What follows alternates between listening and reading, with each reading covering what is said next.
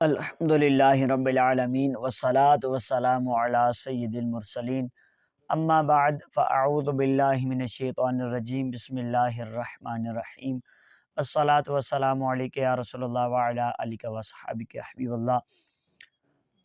میں آج ایک انتہائی اہم اور مختصر موضوع کے ساتھ آپ کی بارگاہ میں حاضر ہوں۔ ایک مسئلہ جو لفظ ضاد کا ہے، جس کو کچھ لوگ زواد پڑھتے ہیں، یعنی کہ ولضالین ہے، اور اس کو کچھ لوگ ولضالین پڑھتے ہیں۔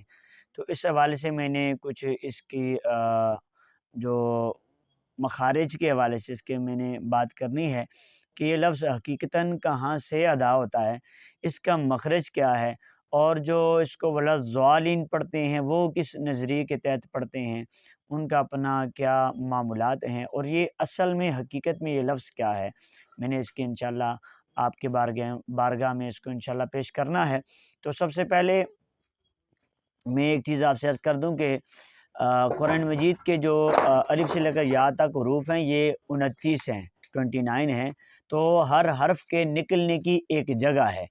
تو جو حرف کے نکلنے کی جگہ ہے اس کو مخرج کہتے ہیں، جس جگہ سے لفظ ادا ہوتا ہے اسے مخرج کہتے ہیں۔ تو ہر لفظ کے نکلنے کی ایک جگہ ہے۔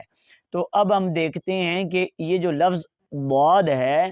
اس ضاد لفظ کے نکلنے کی جگہ کون سی ہے، یہ لفظ کہاں سے ادا ہوتا ہے۔ آپ کوئی بھی تجوید کی کتاب اٹھائیں، کسی بھی قاری کی، کسی بھی جو بڑے مصنف ہیں، آپ ان کی کتاب اٹھائیں جنہوں نے تجوید کے مخارج لکھے ہیں، ان 29 حروف کے مخارج لکھے ہیں، قواعد لکھے ہیں، وہاں پہ دیکھیں کہ انہوں نے اس لفظ کا مخرج کیا لکھا ہے، یعنی کہ یہ لفظ ادا کہاں سے ہوتا ہے۔ تو میں اس کو آپ کی بارگاہ میں اب عرض کرنے لگا ہوں کہ یہ لفظ ادا کہاں سے ہوتا ہے، اس کو لوگ کہاں سے پڑھتے ہیں، اور جو صحیح پڑھتے ہیں میں ان کی بھی آگاہی آپ کے سامنے پیش کروں گا۔ تو اس لفظ کا جو مخرج ہے، جو ساری کتب ہیں تجوید کی، ان ساری کتابوں کے اندر جو لکھا ہوا وہ یہ ہے کہ یہ لفظ زبان کی کروٹ اور اوپر کی داڑھوں کی جڑ سے ادا ہوتا ہے۔ اب یہ دیکھیں، اب میں یہ زبان نکال، زبان کی کروٹ کہتے ہیں سائیڈ والا کنارہ۔ اب زبان کی کروٹ، اب جس طرح بندہ رات کو سوتا ہے تو کہتے ہیں جی کروٹ بدل کے سوتا ہے، تو اب یہ کروٹ ہے۔ اب زبان کی کروٹ، پیچھے والی سائڈ زبان کی کروٹ اور اوپر کی داڑھوں کی جڑ سے۔ اب جو نورانی قاعدہ ہے، جو سب سے پرانا قاعدہ ہے، یہ مکتبہ دیوبند کی طرف سے لکھا ہوا ہے، اس کے اندر 3 مخرج اس کے لکھے ہوئے ہیں۔ اب بات وہی ہے، لیکن اس کو انہوں نے تھوڑا سا الگ الگ کیا ہوا ہے۔ انہوں نے لکھا ہوا ہے زبان کی کروٹ کو اوپر کی دائیں داڑھوں کی جڑ میں لگائیں، یعنی دائیں طرف لگائیں۔ دوسرا انہوں نے اس کا مخرج لکھا ہوا زبان کی کروٹ کو اوپر کی بائیں داڑھوں کی جڑ میں لگائیں۔ تیسرا لکھا ہوا انہوں نے کہ زبان کی دونوں کروٹوں کے اوپر دونوں داڑھوں کی جڑ میں لگا لیں۔ اب میں الحمدللہ آپ کو یہ تینوں پڑھ کے دکھاتا ہوں کہ تینوں کیسے کی جاتی ہیں۔ اب یہ دائیں طرف کی میں لگاتا ہوں ضاد، یہ سوری بائیں طرف کی لگائی، اب دائیں طرف کی میں لگاتا ہوں ضاد، یہ دائیں طرف کی میں نے لگائی، اب میں دونوں لگاتا ہوں ضاد۔ اب میں نے یہ تینوں مخرج انہی کے ادا کر دی جو انہوں نے لکھا ہوا ہے۔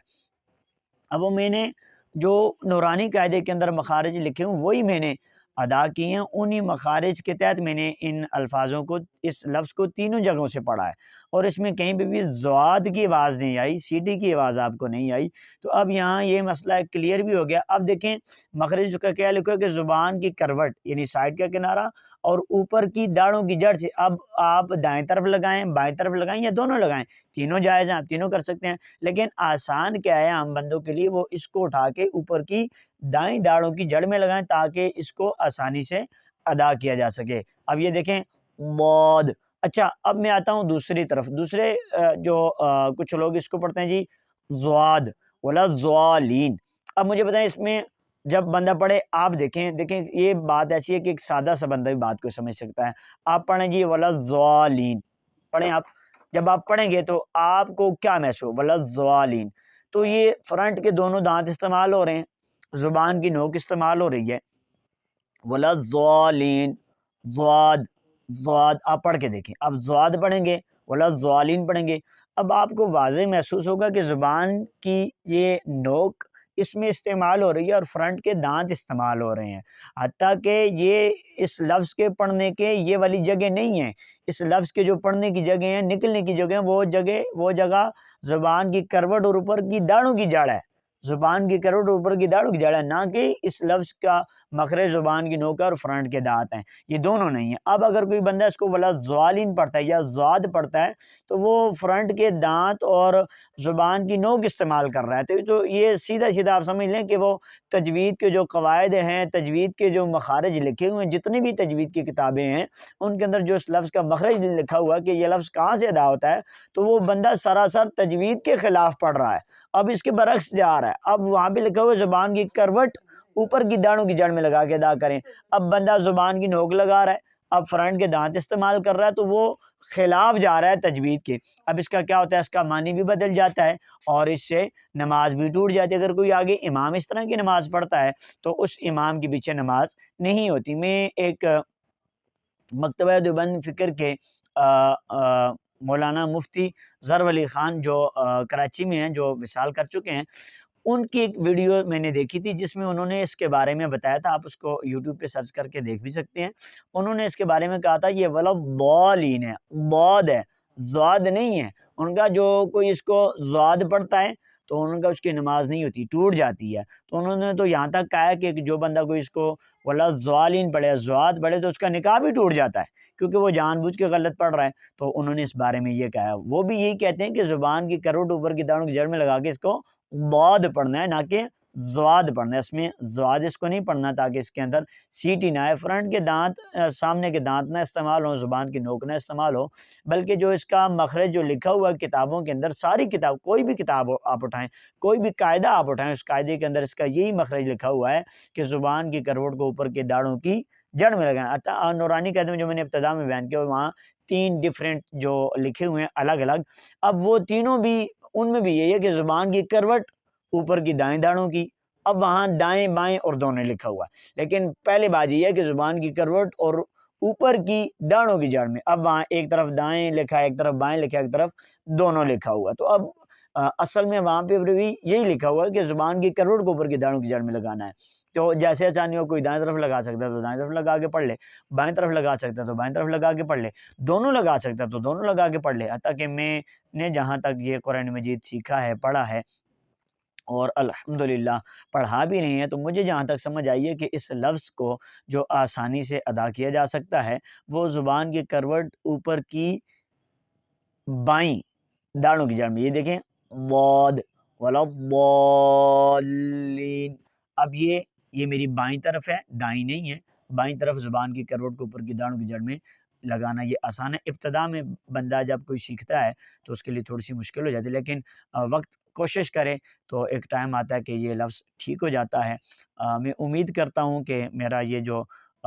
گفتگو تھی اس کے اوپر آپ کو آسانی کے ساتھ سمجھ آ گئی ہوگی، اور اس لفظ کا جو نکلنے کی جگہ، یہ لفظ کہاں سے پڑھا جاتا ہے اس کی بھی آپ کو معلومات مل گئی۔ یہ لفظ زبان کی کروٹ اوپر کی داڑوں کی جڑ سے پڑھا جاتا ہے، نہ کہ زبان کی نوک سے پڑھا جاتا ہے، نہ ہی فرنٹ کے دانتوں سے پڑھا جاتا ہے۔ اگر فرنٹ کے دانتوں سے پڑھیں گے، زبان کی نوک سے پڑھیں گے تو یہ پھر تجوید کے خلاف ہو جائے گا، معنی بدل جائے گا، اور پھر جو شریعت کے معاملات لگتے ہیں تو وہ پھر آپ بخوبی جانتے ہی ہیں۔ تو اس لیے جو تجوید کے قواعد ہیں ان کے مطابق ہمیں چاہیے کہ ہم قرآن کو پڑھیں بھی۔ میں نے اس سے پہلے بھی ایک بیان کیا تھا تجوید کے حوالے سے، وہ میرا ایسے یوٹیوب چینل پر وہ میرا بیان موجود ہے، آپ اس کو بھی سن سکتے ہیں کہ تجوید کے خلاف قرآن پڑھنے کے کیا کیا نقصانات ہیں اور کیا ہوتا ہے تجوید کے خلاف پڑھنے کے، وہ بھی آپ سن لیں۔ بہرحال اس لفظ کی میں نے وضاحت کر دی کہ یہ لفظ اس طرح ادا کیا جاتا ہے، اور بہت سارے جو ہمارے اکثر جو لوگ ہیں وہ لوگ ولضالین ہی پڑھتے ہیں، لیکن چند لوگ اب خدا بہتر جانتا ہے کہ وہ کیوں اس کو ولضالین پڑھتے ہیں، حتیٰ کہ اس کا کوئی اس طرح کا مخرج نہیں ہے، نہ ہی اس طرح کا کوئی اس کا کہیں پہ کچھ لکھا ہوا ہے کہ اس طرح اس کو ادا کیا جائے، پتہ نہیں وہ ان کی اپنی کچھ ہے معاملات پڑھتے ہیں۔ بہرحال خیر، اللہ پاک ہمیں عمل کرنے کی توفیق عطا فرمائے۔ جو قاعدہ لکھا ہوا ہے، جو اس کا مخرج لکھا ہوا ہے، نکلنے کی جگہ جو اس کی تجوید کی کتابوں میں لکھی ہوئی ہے، جو ہمیں چاہیے کہ ہم اس کے مطابق اس لفظ کو پڑھیں، تو اس کی جگہ یہی لکھی ہوئی ہے کہ زبان کی کروٹ کو اوپر کی داڑوں کی جڑ میں لگانا ہے، تو اوپر کی داڑوں کی جڑ میں لگا کے ہم اس لفظ کو ادا کریں، اور جب آپ کوشش کریں گے ادا کریں گے تو آپ دیکھ لیں آپ کو اس میں سیٹی کی آواز نہیں آئے گی، آپ کے فرنٹ کے دانت استعمال نہیں ہوں گے، تو پھر انشاءاللہ یہ ہمارا لفظ بھی ٹھیک ہو جائے گا۔ اب میں آپ سے عرض کروں گا کہ میری اس ویڈیو کو آگے بھی شیئر کر لیں تاکہ باقی بھی لوگوں تک پہنچ سکے، وہ بھی اس بات سے سیکھیں کہ اس لفظ کے اصل کیا ہیں اور اس لفظ کا اصل مخرج اور نکلنے کی جگہ اس کی کیا ہے، ان تک بھی پیغام پہنچ سکے۔ تو میں آپ سے عرض کروں گا ویڈیو کو لائک بھی کر دیں، کمنٹ بھی کریں، اپنی رائے بھی دیں اور اس ویڈیو کو شیئر بھی کر دیں۔ اللہ کریم کی بارگاہ میں دعا کرتا ہوں اللہ کریم مجھے اور آپ کو عمل کرنے کی توفیق عطا فرمائے، اور صحیح معنوں میں تجوید کے ساتھ قرآن مجید کو پڑھنے کی، سمجھنے کی اور اس پر عمل کرنے کی توفیق عطا فرمائے۔ آمین بجاہ نبی الامین صلی اللہ تعالی علیہ وآلہ وسلم۔